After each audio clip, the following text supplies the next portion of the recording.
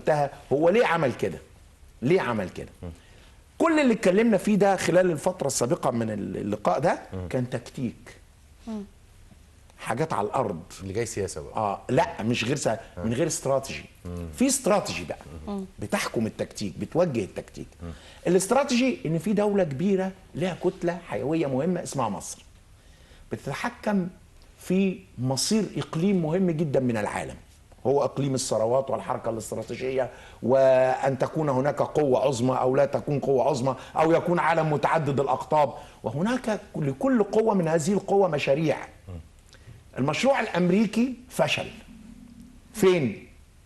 في مصر، وعلى يد مصر، وبسواعد الشعب المصري، وبفهم وحضارة الشعب المصري.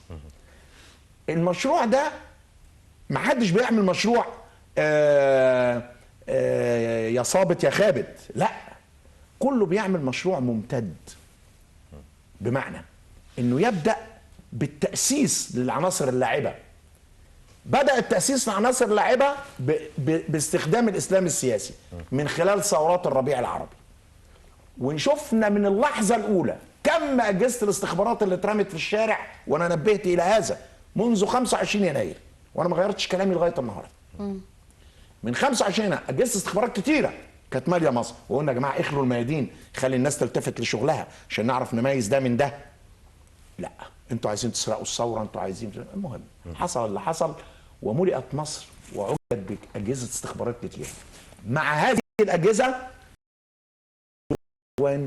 والتيار اليميني المتطرف، ما يعرف بالإسلام السياسي، في إنه يركب الموجة. دعمه سياسيا ومعنويا وضغطا على الإدارة في مصر، مجلس أعلى للقوات المسلحة، تنصيبه، حتى ان مرسي كان بيسأل سؤال من احد المذيعين: افرض شفيق كسب، يقول لا، ما فيش حاجه اسمها شفيق كسب. اتكرر عليه السؤال 4-5 مرات، يقول لا، ما فيش حاجه اسمها يكسب. ده دليل على انه يعني في الفاظ الواحد ما يحبش يقولها في مستوى هذا البرنامج، يعني. لا، دليل على انه يعني مطمئن جدا جدا انه هو هيكسب. ايوه، في اثناء الفرز، في ليله الفرز اعلنوا نتيجتهم. فكل العوامل كانت مجتمعه الى ان ده يبقى رئيس. وهذا التجميع الغير وطني يركب على بلد كبيرة زي مصر. هم خدعوا، وقيل في الايكونومست امبارح وفي احد الجرائد الامريكيه ان الاداره الامريكيه كانت غبيه لدرجه انها اختارت تنظيم احمق ادى الى ضياع كل شيء. الكلام ده ما كانش من الهوا. تركيا كانت عن قطع الاسلحه اللي دخلت واتخزنت على الارض، وبعدها عدى الى حماس ككوميسيونجي له في الكيكه. النهارده لما تبص على اللي انت عارضه دلوقتي تلاقي اللي على الارض دول عناصر من حماس وكتائب القسام. ده تكتيكهم، دي اشكالهم، ده اسلوبهم. وتلاقي رشاش عوزي. بس دي يمكن التاكيد على ده يا فندم. اهو المنظر اهو، احنا نعرف الاشكال دي. تمام.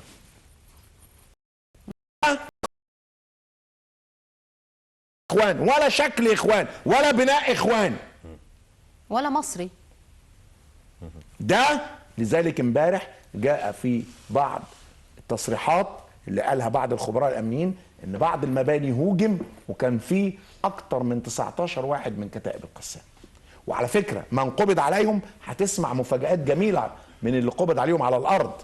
هتسمع كلام جميل جدا، لان احنا قلنا قبل كده حماس موجوده على الارض، وموجوده في المحافظات، وموجوده في رابعه، وفي ليه اسرائيل تحارب؟ طب ما هو في تنظيم اهو محتل مصر ويعمل لك اللي انت عايزه. وبدأ على مع مصر